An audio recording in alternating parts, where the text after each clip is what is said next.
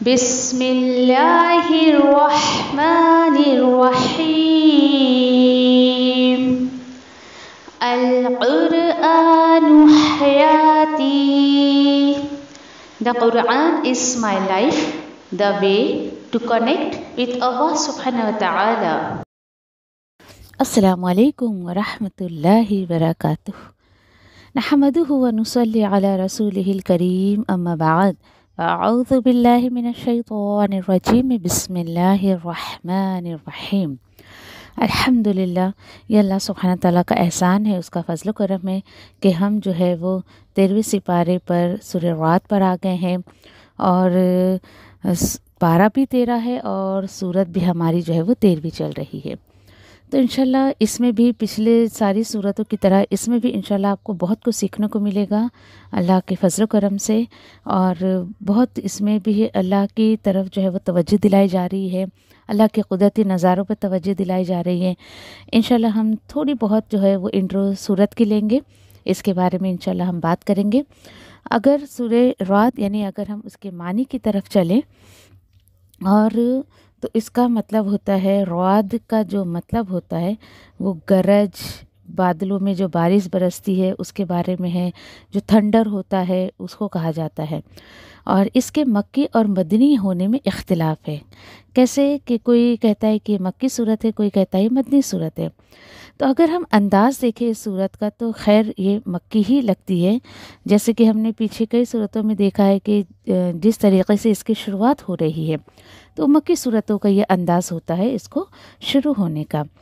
اس میں جو ہے 43 یعنی 43 جو آیات ہے، 6 رکوع ہے صرف اس میں، اور جو یعنی کہ قرآن کے ترتیب کے حساب سے ہم دیکھیں تو یہ جو 13 نمبر کی صورت ہے، لیکن جب صورتیں اترتی تھی، آیتیں اترتی تھی، اس کے لحاظ سے اگر ہم دیکھیں تو 96 نمبر کی سورہ ہے. یہ بیسک کچھ معلومات ہے جو ہمیں معلوم ہونا چاہیے ہر صورت کے بارے میں.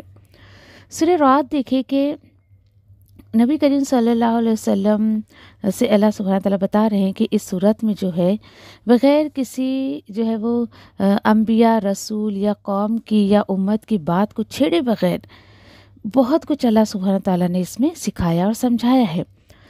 اور جیسے کہ بیسیکلی ہر صورت میں کچھ نہ کچھ یعنی کہ اس میں یہ ہوتا ہے، اس کے کہنا چاہیے کہ قوم کے عذاب کی بات ہوتی ہے، نبیوں کے قصے ہوتے ہیں یا اس طریقے سے.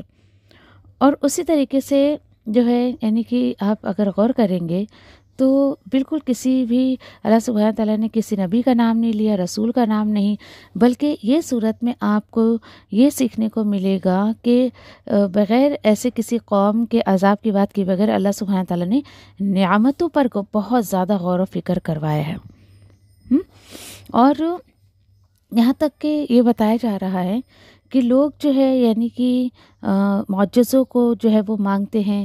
نبی کریم صلی اللہ علیہ وسلم سے بہت سارے یہ معجزے، میریکلس مانگتے تھے. تو یہ بتایا جا رہا ہے کہ یہ جو قرآن ہے یہ اپنے آپ میں ایک ویلیو رکھتا ہے، اور حق اور باطل کو جو ہے وہ الگ الگ کرنے کے لیے اس صورت کو اللہ سبحانہ تعالیٰ نے اتارا ہے. اور اسی لیے انشاءاللہ آپ دیکھو گے کہ ہر چیز جوڑے جوڑے سے اس میں بیان کی گئی ہے، ہر چیز کو دو کر کے بیان کیا گیا ہے. جیسے فار ایگزامپل دن کے بارے میں، رات کے بارے میں، آسمان کے بارے میں، زمین کے بارے میں، مرد کے بارے میں، عورت کے بارے میں، ایسے بہت سارے جو ہے وہ چیزوں پر اللہ سبحانہ تعالیٰ نے غور و فکر کروایا ہے. اگر ہم دیکھیں کہ کس دور میں یہ نازل ہوئی تو مکی دور کے آخری دور میں، یعنی مکہ میں آخری دور میں نازل ہوئی ہے. کون سا دور تھا وہ؟ جب مخالفین کا بہت زیادہ غلبہ تھا اور جو ہے معجزے ہی معجزے مانگتے جا رہے تھے. اور یہاں تک کہ صحابہ یا رسول صلی اللہ علیہ وسلم بھی یہ سوچ رہے تھے کہ کاش کوئی معجزہ دکھا دیا جائے جس کے ذریعے یہ سارے لوگ ایمان لے کر آئیں. حسرت ہوتی تھی نبی کریم صلی اللہ علیہ وسلم. لیکن اللہ سبحانہ تعالیٰ نے یہاں پر دیکھیے کہ آیتوں کا رخ بدل دیا ہے، اور آیتوں کے ذریعے یہ سمجھایا ہے کہ قرآن اپنے آپ میں ایک معجزہ ہے. تمہیں اتنے سارے معجزے اللہ کی جو ہے وہ قدرتی نظاروں سے کرائے جا رہے ہیں، اس کی معجزے تمہیں نظر نہیں آتے؟ اور تھوڑی سی یعنی کہ یہ بھی اپنے آپ میں مزاج کے اعتبار سے دیکھیں کہ یہ صورت تھوڑی سی ہلکی پھلکی ہے اور توجہ آپ کی چاہیے. کیوں؟ کیونکہ دیکھیں سورہ یوسف میں آپ کو توجہ دلانے کی ضرورت نہیں پڑی تھی کیونکہ وہ اسٹوری تھی. آپ خود بخود بہت زیادہ جو ہے وہ اٹریکٹ ہو کر اور توجہ سے آپ اس کو سن رہی تھی.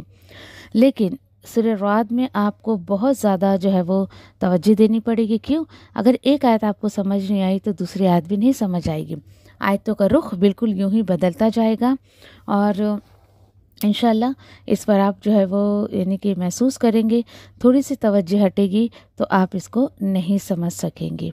اسی کے ساتھ ساتھ انشاءاللہ ہم دیکھیں گے کہ کس طریقے سے جو ہے وہ اللہ سبحانہ تعالیٰ نے حق اور باطل کا اس میں خلاصہ کیا ہے. اپنے آپ میں بہت خوبصورت صورت ہے. آپ محسوس کریں گے کہ اس صورت سے بھی آپ کو الحمدللہ بہت کچھ سیکھنے کو ملا ہے. جزاکم اللہ خیر. سبحان اللہ و بحمدہ سبحانک اللہم و بحمدک نشہد ان لا الہ الا انت نستغفرک و نتوب الیک. السلام علیکم و رحمۃ اللہ وبرکاتہ.